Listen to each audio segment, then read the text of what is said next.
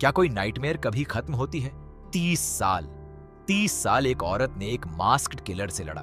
पहले वो बॉयफ्रेंड था, फिर एक मनोरोगी, फिर एक ऑब्सेस्ड फैन, फिर एक और एक और। हर बार जब उसने सोचा कि यह खत्म हुआ, एक नया गोस्ट फेस आया, एक नई रात, एक नई तकलीफ। और इस बार 30 साल बाद जब उसने एक छोटे से शहर में एक नई जिंदगी बनाई थी, एक नया घर था, एक पति था, बच्चे थे, उसे एक वीडियो कॉल आई। स्क्रीन पर वो चेहरा था जिसे उसने 30 साल पहले खत्म किया था, स्टू माचर, जो मरा नहीं था, या यही उसे बिलीव करवाया जा रहा था। आज की कहानी है उस औरत की, सिडनी प्रेस्कॉट की, और उस बेटी की जिसे उसकी मां की जिंदगी ने एक और नाइटमेयर में खींच लिया। ये कहानी है स्क्रीम 7 की। वुड्सबोरो, कैलिफोर्निया, वही पुराना शहर जहां 1996 में पहली बार एक मास्क्ड किलर ने एक घर में एंट्री ली थी। उस घर को अब एक एयरबीएनबी बना दिया गया था। Horror tourism. स्टू मचर का वो घर जहां ओरिजिनल मर्डर्स हुए थे। बिली लूमिस और उसका पार्टनर स्कॉट और मैडिसन, दोनों हॉरर नर्ड्स थे। उन्होंने वो घर बुक किया था। बहुत कूल होगा गोस्ट फेस का घर। मैडिसन को डर लग रहा था, स्कॉट था उत्साहित। और तभी फोन रिंग हुआ। मैडिसन के फोन पर, what's your favourite scary movie? वो आइकॉनिक लाइन, वो आइकॉनिक वॉइस। मैडिसन ने सोचा स्कॉट प्रैंक कर रहा है, पर स्कॉट दूसरे कमरे में था। दरवाजे पर नॉक। गोस्ट फेस था। वो मास्क, वो काला रोब और वो नाइफ, दोनों मर गए। गोस्ट फेस ने उस घर में आग लगा दी।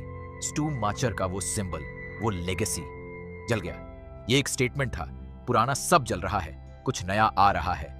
पाइन ग्रोव, इंडियाना, 30 साल बाद। सिडनी प्रेस्कॉट, नीव कैम्बल, वो वहां थी। एक छोटी सी कॉफी शॉप जो उसकी थी, एक छोटा सा घर, एक पति Mark Evans, Joel McHale. Pine Grove का पुलिस चीफ, बच्चे थे, 2 यंगर किड्स जो मार्क की मां के साथ थे, और एक टीनेज डॉटर टेटम, इजाबेल मे।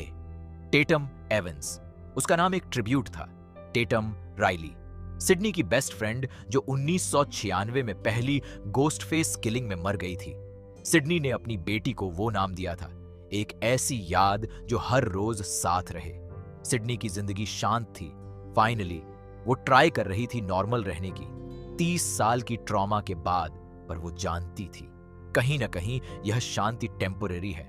गोस्ट फेस का पहला कॉल सिडनी की कॉफी शॉप में। उसका फोन रिंग हुआ, वीडियो कॉल। उसने उठाया।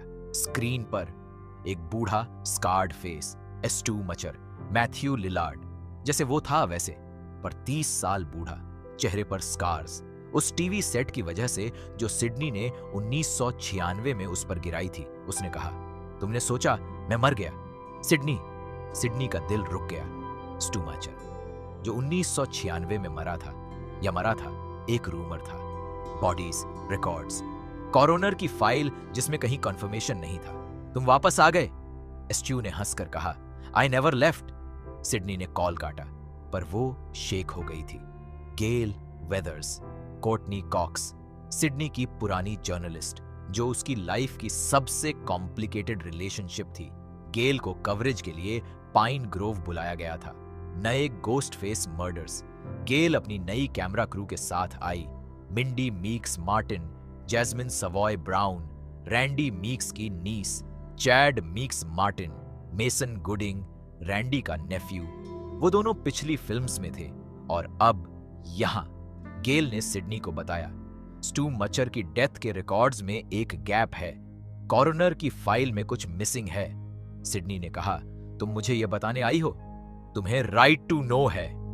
कार्ल गिब्स, एक साइकेट्रिक हॉस्पिटल था पाइन ग्रोव में, फॉलब्रुक। वहां से एक पेशेंट एस्केप किया था, कार्ल गिब्स। क्रेग ड्रेक, एक मनोरोगी जो उसी गोस्ट फेस मास्क में था, जो पाइन ग्रोव में सिडनी के घर तक पहुंचा। उसने सिडनी और टेटम पर अटैक किया। मार्क भी वहां था। वो वुंडेड हो गया। फाइट हुई। गेल ने अपनी वैन कार्ल पर चढ़ा दी। कार्ल मर गया। पर एक गोस्ट फेस खत्म हुआ, दूसरे अभी बाकी थे, टेटम और उसकी दुनिया। टेटम एक नॉर्मल टीनेज गर्ल थी। स्कूल था, फ्रेंड्स थे, एक बॉयफ्रेंड था, बेन। पर टेटम को एक बात पता थी, उसकी मां सिडनी प्रेस्कॉट थी। वो लेगेसी उसके साथ थी, लोग उसे उसकी मां के नाम से पहचानते थे। टेटम के क्लासमेट थे क्लोई, लूकस, असा जर्मन। लूकस घर में था, जो वुड्सबोरो मर्डर्स का ऑब्सेस्ड फैन था। 20/20 और डेडलाइन एपिसोड्स देखता था उन इवेंट्स के बारे में। बेन, सैम रिकनर, टैटम का बॉयफ्रेंड, और हन्ना मैकन्ना ग्रीज उनकी दोस्त। हैना का स्कूल प्ले था, रिहर्सल। गोस्ट फेस वहां पहुंचा। हैना मर गई स्कूल में, टेटम के सामने। टेटम घबरा गई। उसने मां को कॉल किया। Sydney rushed. उसी दौरान बार का नाइटमेयर। टेटम अपने दोस्तों के साथ एक बार में थी। गेल का सिडनी के साथ एक न्यूज इंटरव्यू था टीवी पर। टेटम और उसके फ्रेंड्स वो इंटरव्यू देख रहे थे। इंटरव्यू अच्छा चल रहा था, पर गेल ने सिडनी से उसके बच्चों के बारे में पूछा। सिडनी ने इंटरव्यू रोक दिया। वो अनकंफर्टेबल थी। उसी मोमेंट में गोस्ट फेस ने टेटम को कॉल किया। Stew is outside. लाइट्स गए बार में। केओस। गोस्ट फेस ने क्लोई को किचन में अटैक किया। मिंडी के स्टमक में स्लैश, चैड के शोल्डर में एक्सीडेंटली नाइफ, लुकास का एंड बार के टैप हैंडल पर। टैटम ने भागने की कोशिश की बेन के साथ, पर टैटम ने बेन के फोन पर एक डीप फेक वीडियो देखी स्टू माचर का, जो बेन ने क्रिएट किया था। टेटम को लगा बेन गोस्ट फेस है।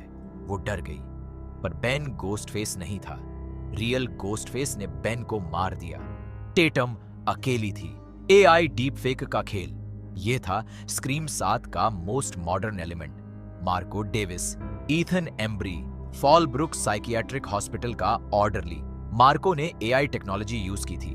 उसने स्टू मचर का डीप फेक बनाया था। वो वीडियो कॉल जो सिडनी को आई थी, वो स्टू नहीं था, एआई था। मार्को ने और डीप इफेक्ट्स बनाए। नैन्सी लूमिस, स्क्रिम 2 की किलर। रोमन ब्रिजर, स्क्रिम 3 का विलेन। ड्यूई रिली, सिडनी का पुराना फ्रेंड जो स्क्रीम 6 में मर गया था।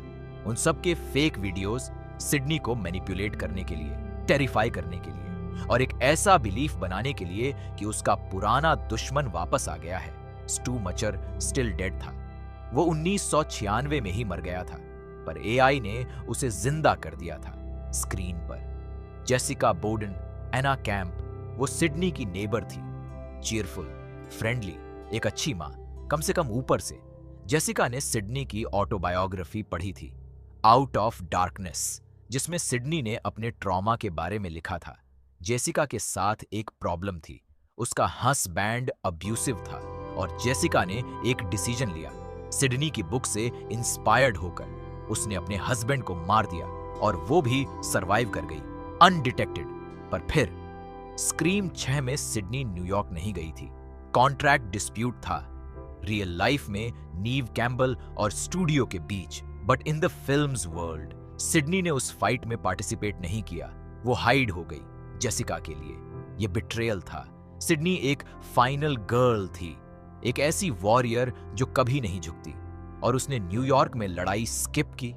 जेसिका का वो आइडियलाइज्ड वर्जन टूट गया। वो ऑब्सेशन गुस्से में बदल गई।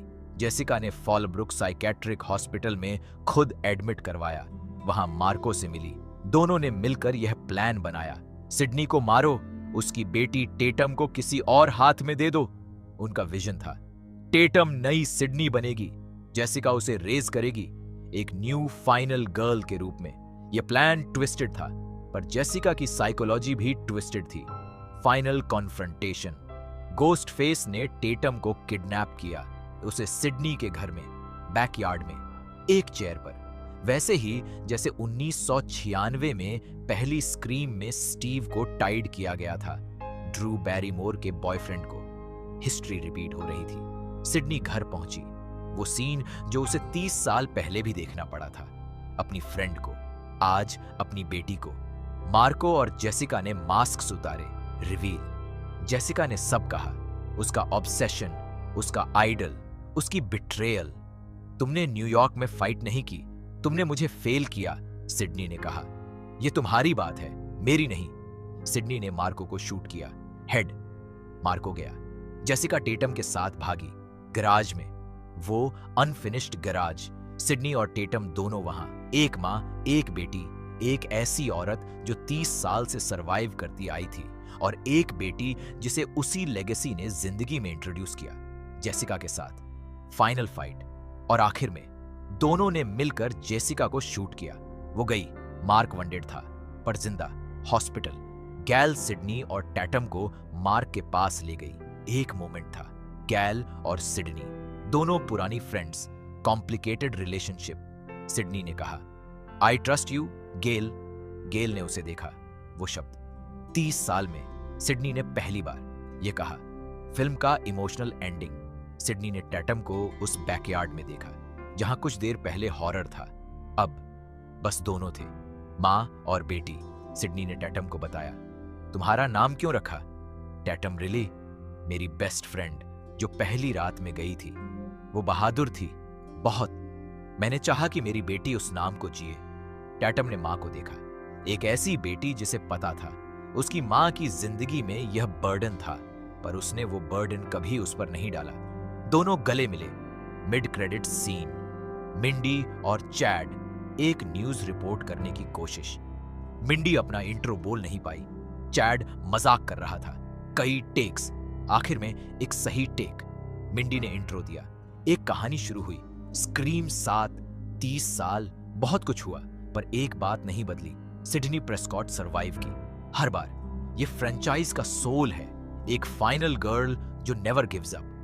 पर स्क्रीम 7 में एक नई बात थी, ये टेटम की शुरुआत थी, एक नई जेनरेशन। सिडनी ने अपनी बेटी को एक ऐसी दुनिया में जन्म दिया जो डेंजरस थी, पर उसने उसे यह भी सिखाया कि सरवाइव किया जा सकता है, कि हर गोस्ट फेस को हराया जा सकता है, कि एक औरत की सबसे बड़ी ताकत यह होती है, वो रुकती नहीं। जेसिका ने सिडनी को एक आइडल की तरह देखा, और जब उसे लगा वो फेल हुई तो उसने रिवेंज लेने की कोशिश की, पर यह गलती थी।